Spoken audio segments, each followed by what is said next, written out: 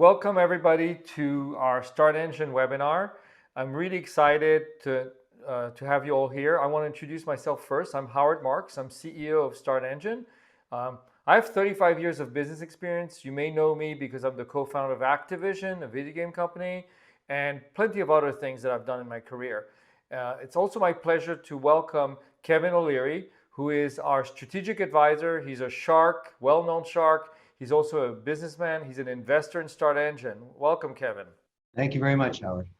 Okay, well, look, last webinar we had, it was very interesting because it was just in the middle of the crisis. We had lots of people interested in how can they raise capital for their business.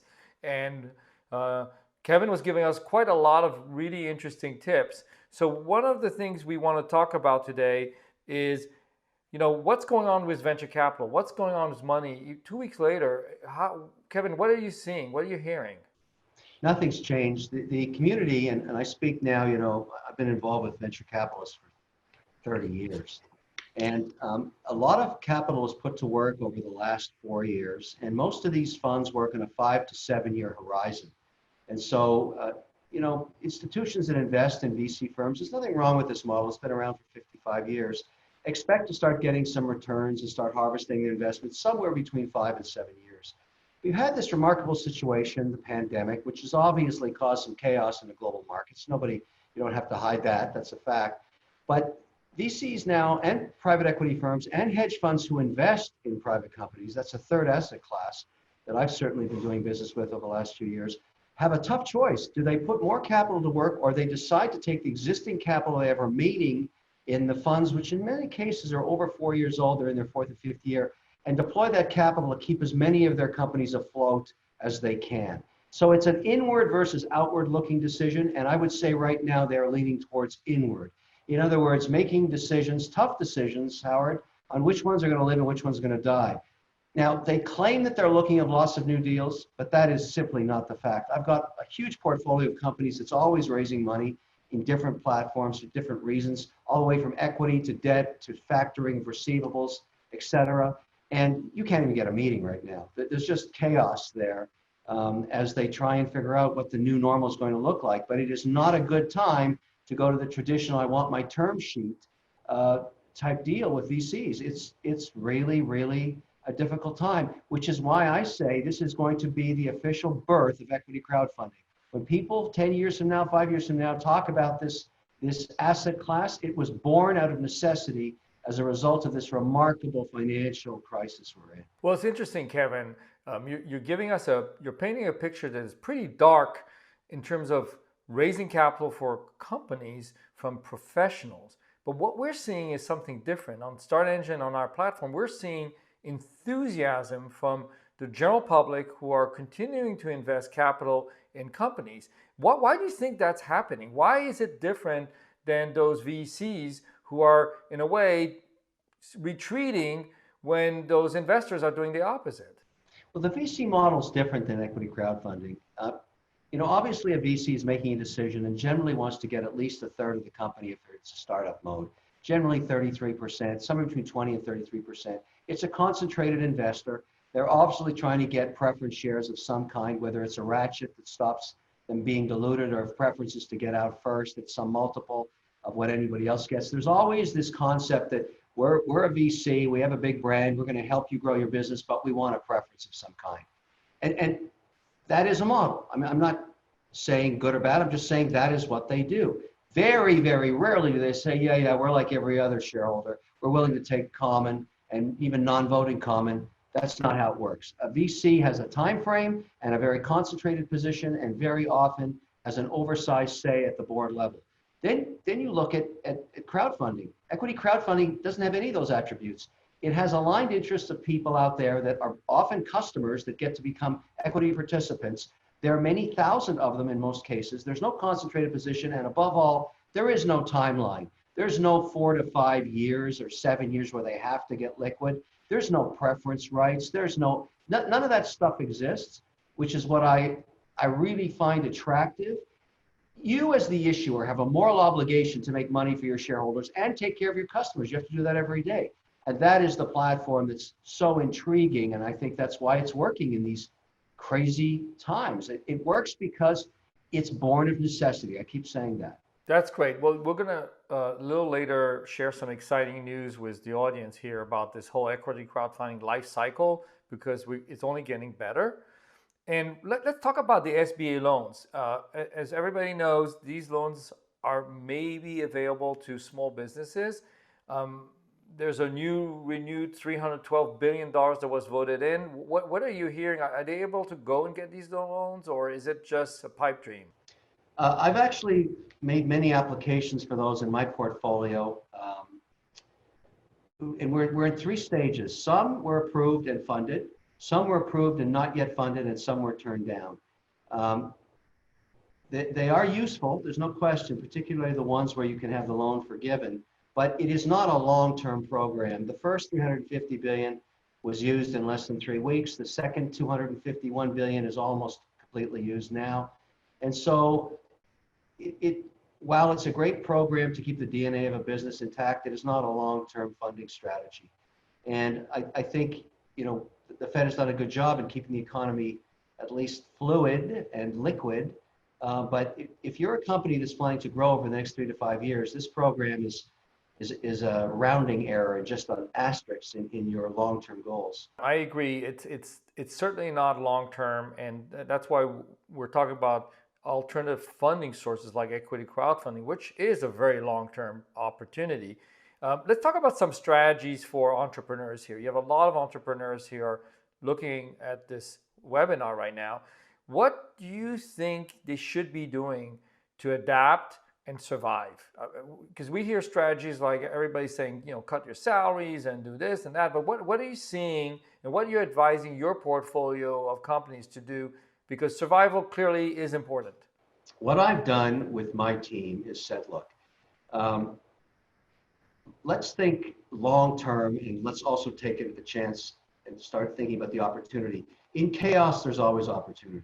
And not all of my companies are in good shape, Howard. Some that are involved in things like office supplies or home gyms or cleansing fluids are doing phenomenally well, even greeting cards right through the roof. And others that dealt directly in retail are in big trouble. But what we found is working, and I'll give you some anecdotal examples.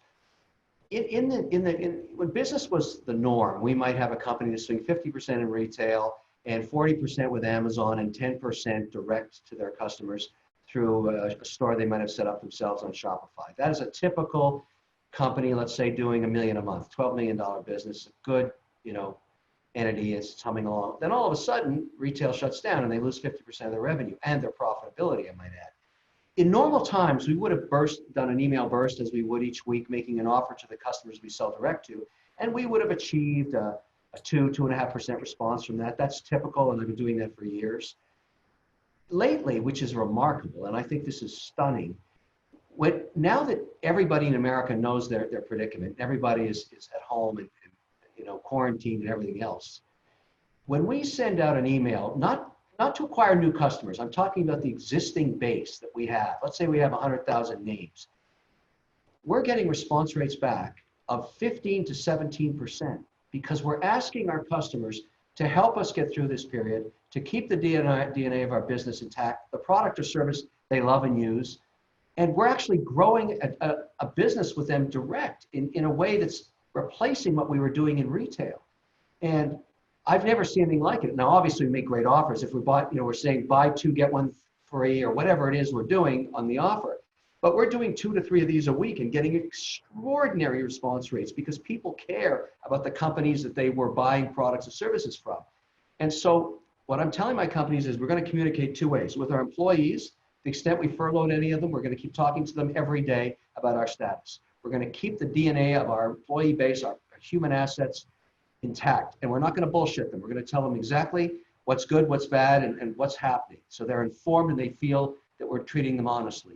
And we're going to do the same thing with our customers. We're going to just keep talking to them every day, sometimes 3 or 4 times a day, because we're learning that in these remarkable times, you can create an everlasting bond of trust with that customer. And the extension to equity crowdfunding is those customers are exactly the right people to eventually become shareholders.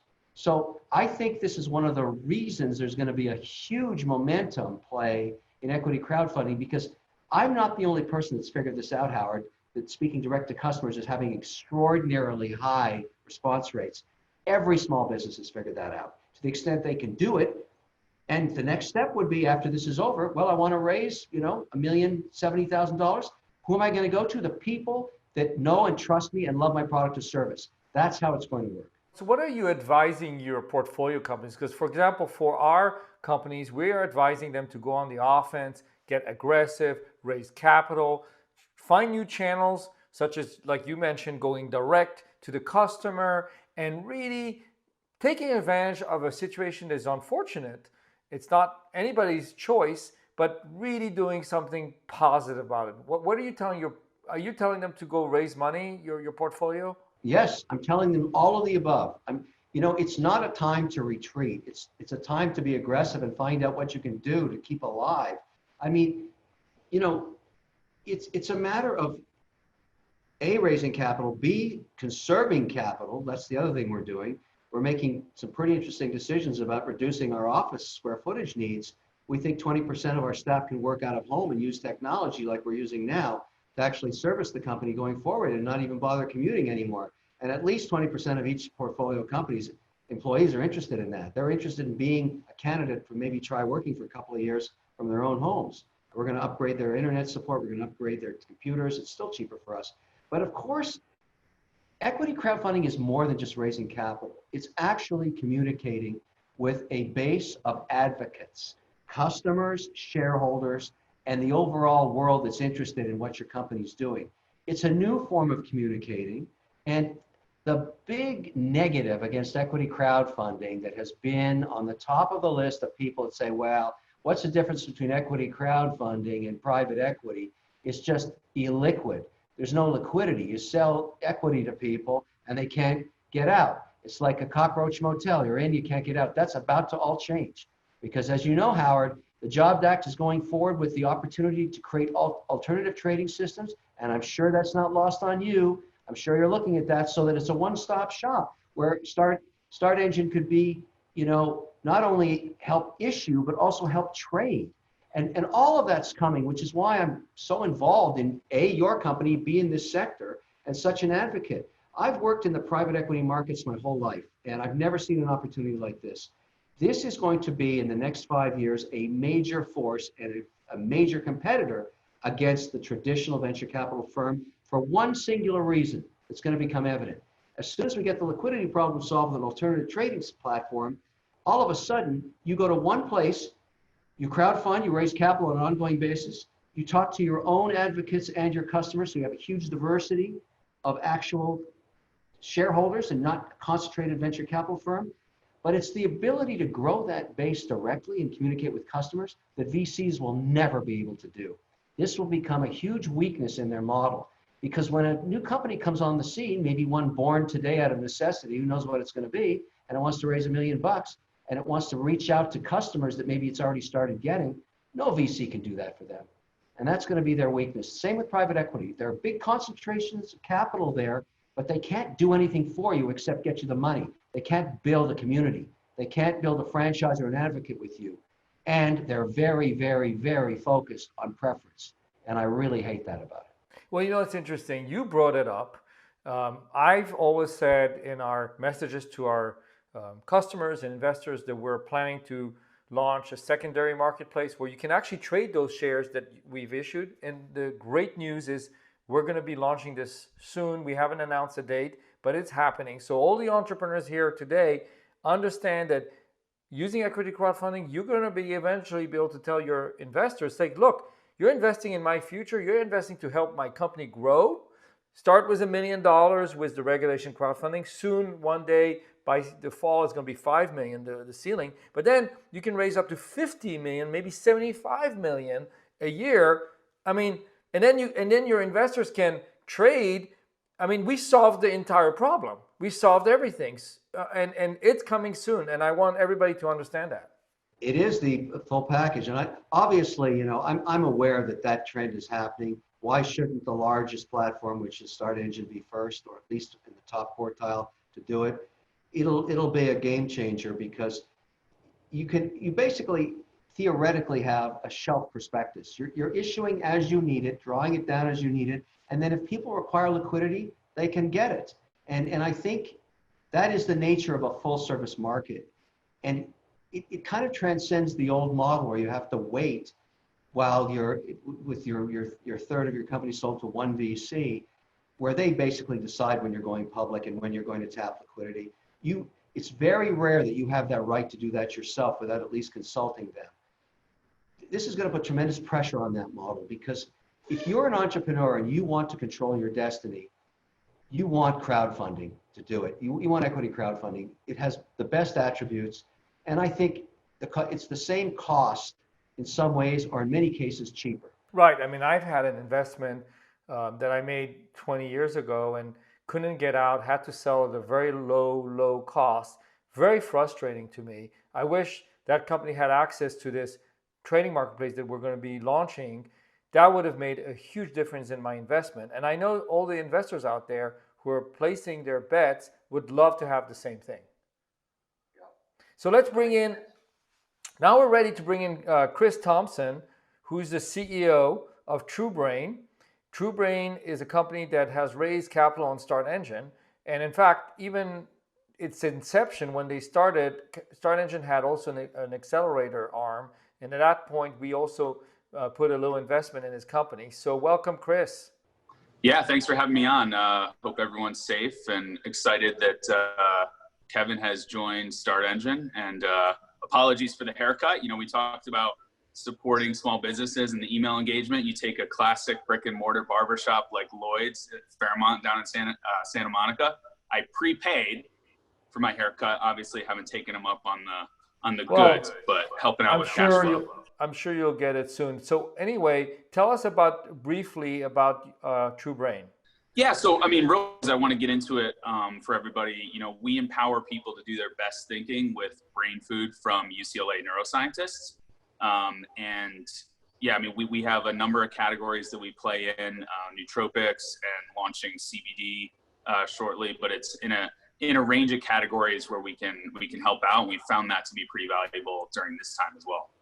So you raised money from professional investors in the past, correct? Yeah. So as you know, we went through the StartEngine when it was accelerator back in 2013, and then did bring on some institutional capital with 4 different funds.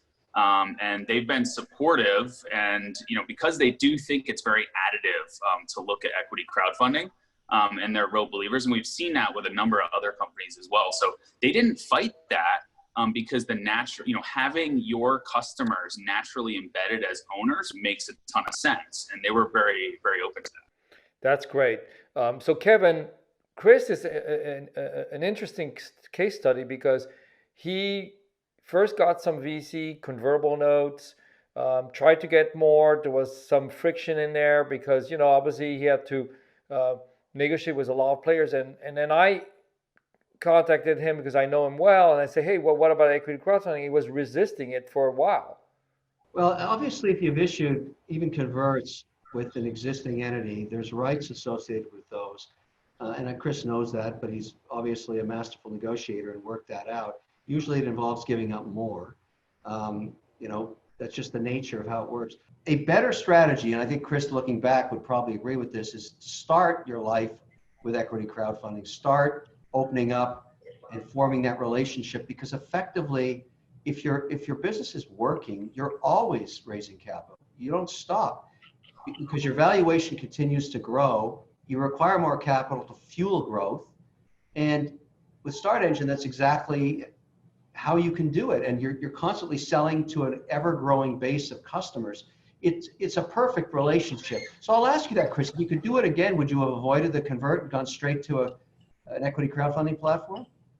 Well, you know, they've been very helpful, but, you know, I have this thought, and hopefully this resonates. It's not a fully formed, you know, blog post yet, but I have this idea that, you know, raising VC is a little bit like a yo-yo diet.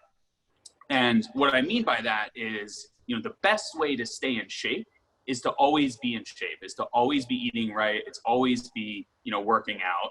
And the nature of VC is that you know, the founder or the core team puts the business essentially on hold. The operations take a back seat for months at a time when they're raising capital, going out to impress VCs, and then the business inevitably suffers. And then they get that cash, finally get the wires in the bank after sheets are signed, and then they're furious sprinting to hire fast and to scale, perhaps unsustainably and many times an unprofitable environment, just to make themselves look good for the next round, at which point they've run out of cash and now desperate, which puts their negotiating leverage at a disadvantage going forward. If you contrast that with always be raising, that's a lot more like always in shape, always be working out, always be eating right, a lot better way to stay in shape and be healthy. And a lot of that is because you use investors, and we've been able to do that in the back half of March. We really put, where they're willing and able, we put our investors to work. I mean, we got 1,500 investors involved. We showed them and offered up each day, to your point about like your portfolio companies emailing and getting a great response. It was super encouraging to hear not only how our products are helping them, but how much they wanted to help out. So we would send them landing pages, emails, look at these concept boards for all these new products that we are coming out with, and they're able to give you feedback and have that be naturally embedded. You're constantly socializing the parts of your business that keep you honest and keep you close to the market, because putting up layers is inefficient. And if you're really going to practice customer development, that's always getting on the phone with customers, and don't put unnecessary layers in front of you and the customer for ego purposes, and don't put layers in front of you and the investor for ego purposes. And they've been great with that, and it's really exciting to actually put it to use. I mean, you can go through this process, which is amazing, and collect all these investors, and then you can maybe get a little lazy and not use it. But if you really use it, it's incredible. Not only what it does for your business going through it, because it makes it, most palatable and marketable, but then after, it's keeping all the aspects to your business on point.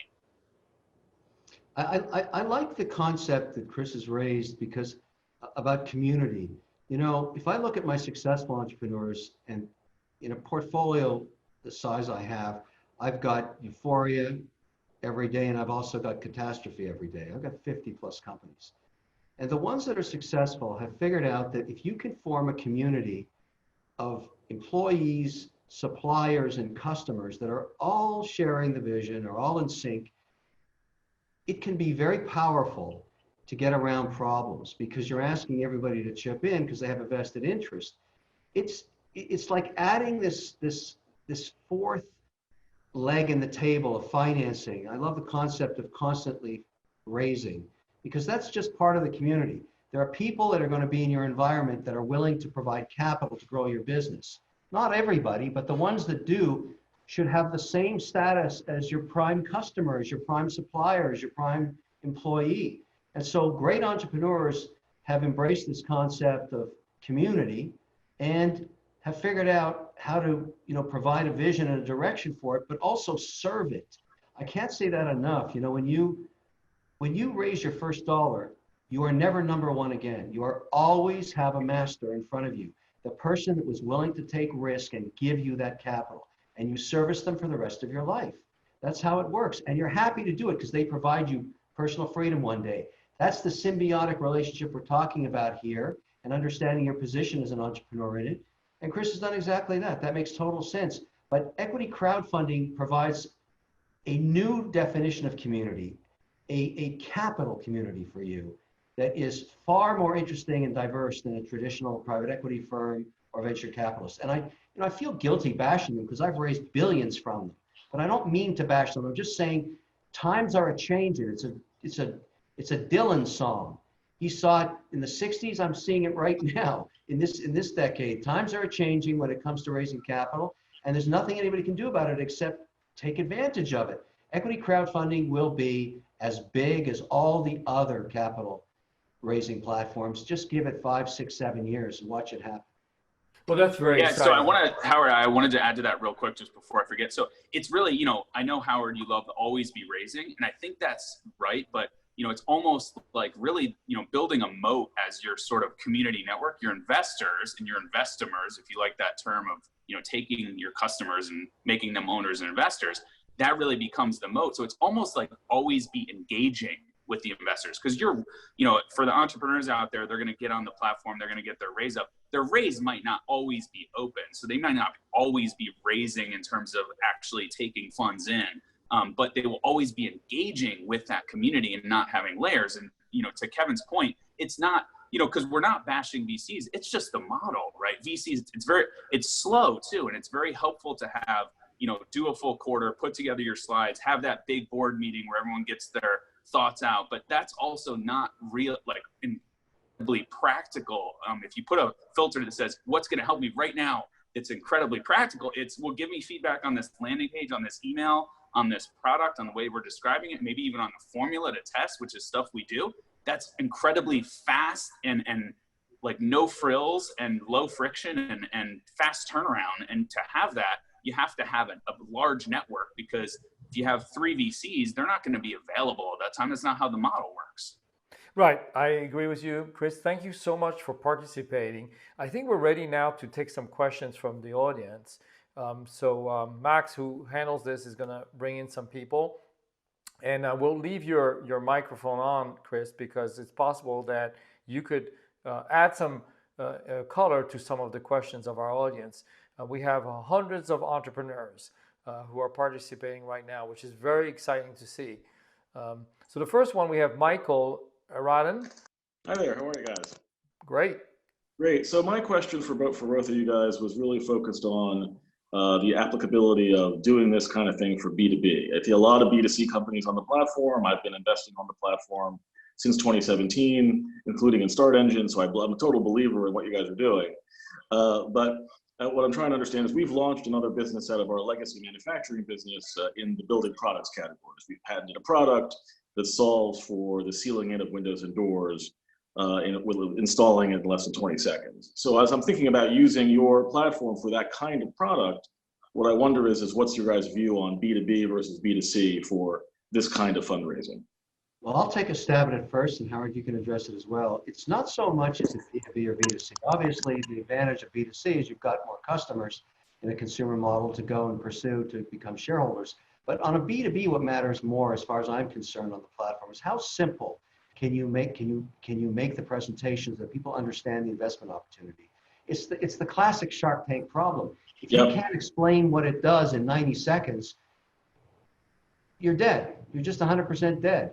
Not only to the sharks, but to 10 million people watching the show. And it sounds to me like your product is easy to understand, and that might work on an equity crowdfunding platform.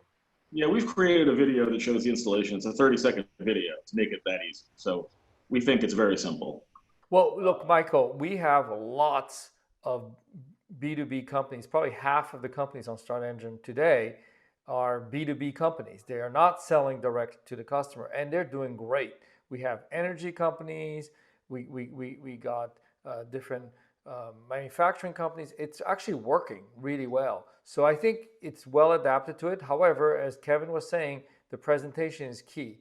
Simple, keep it very simple, communicate well, because investors are interested in being part of the opportunity.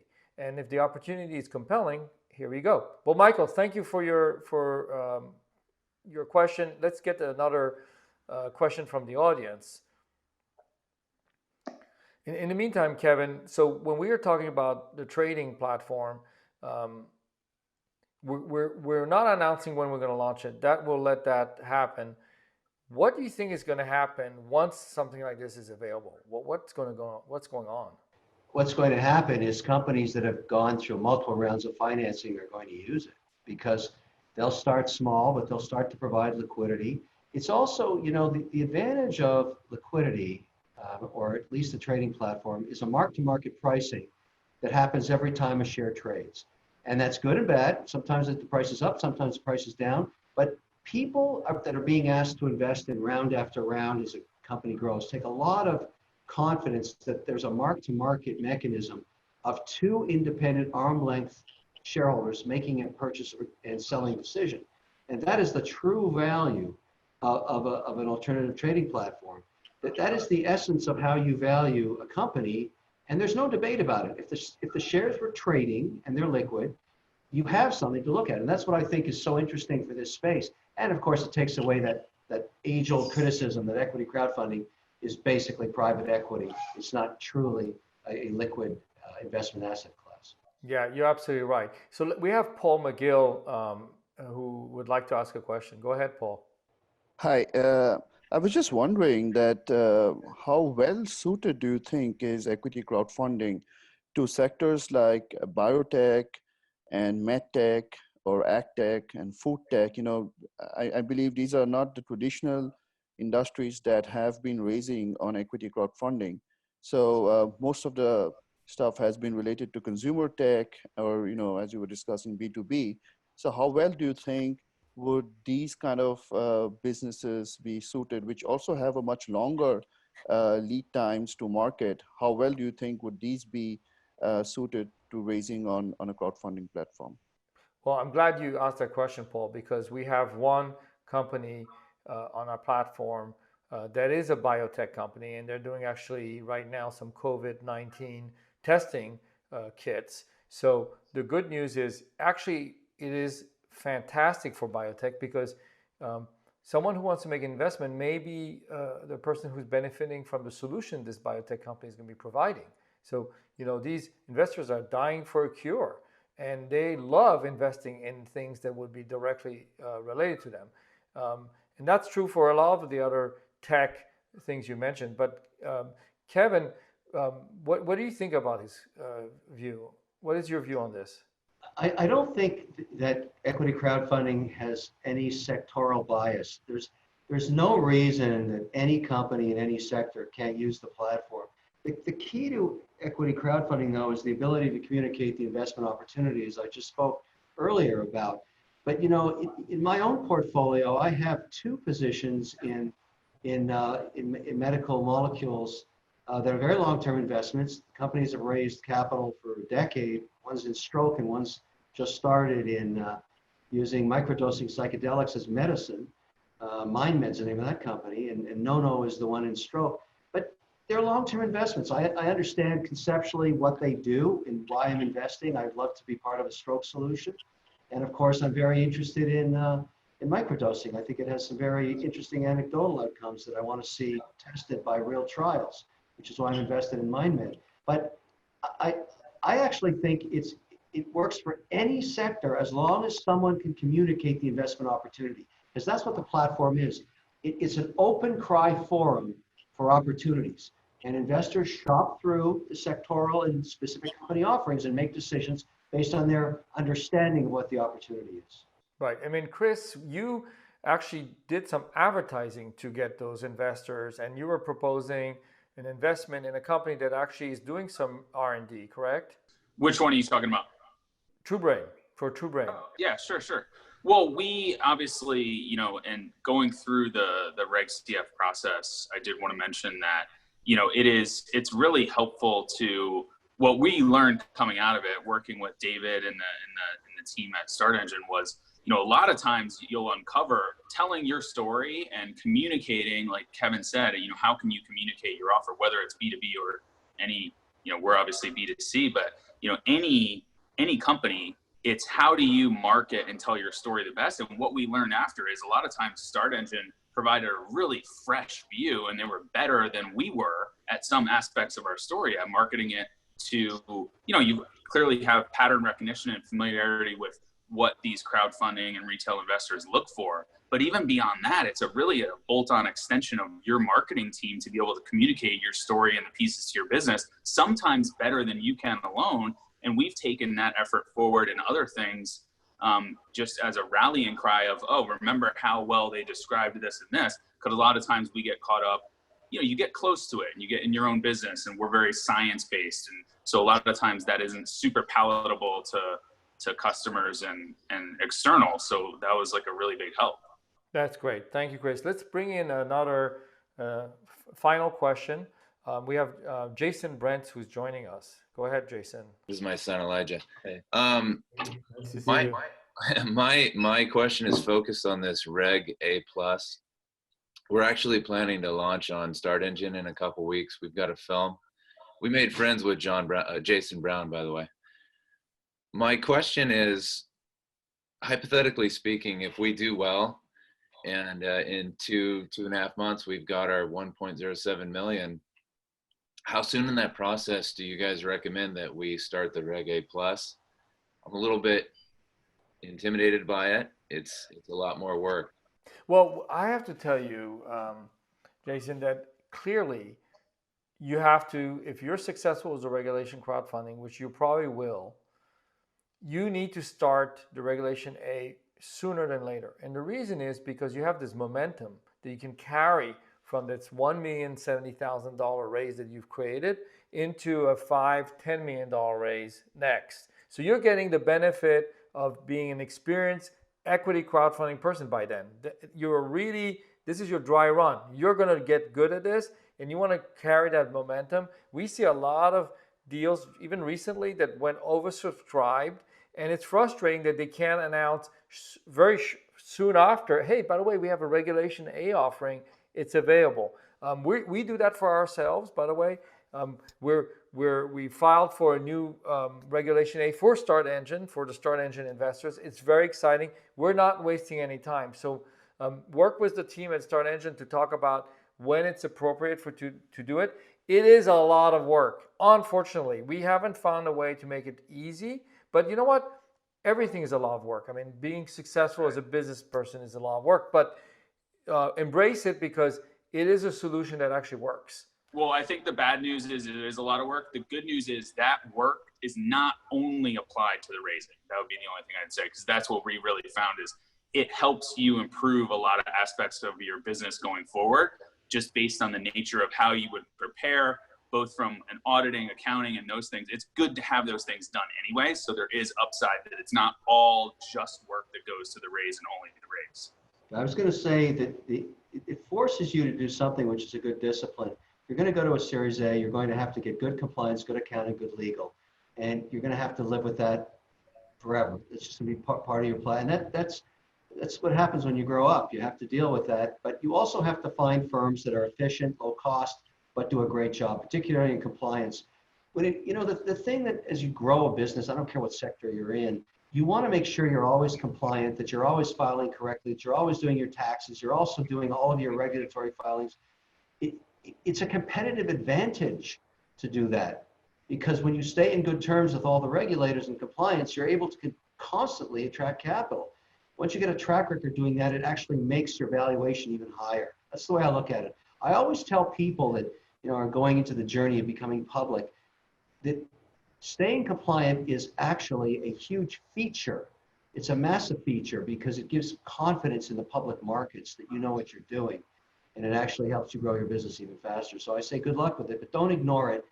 I always found in my companies, find a really good bean counter person, a guy or a gal that really loves doing that stuff, because I hate it, and give them a good salary and have them report directly to you, and give them a big stick to hit you with when you even think about not being compliant. That's great advice, Kevin. Thank you so much, Jason. I want to thank everybody for participating in our webinar.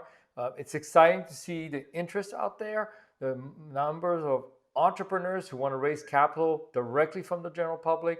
With StartEngine, they are able to do that. And Kevin, being our strategic advisor, is helping get the word out so that everybody understands that this is another way to raise money that actually really works. And better than anything right now during this crisis, it's actually exceptional. It's showing its resilience, its ability to grow. We're seeing some very good results, and we're very encouraged by that.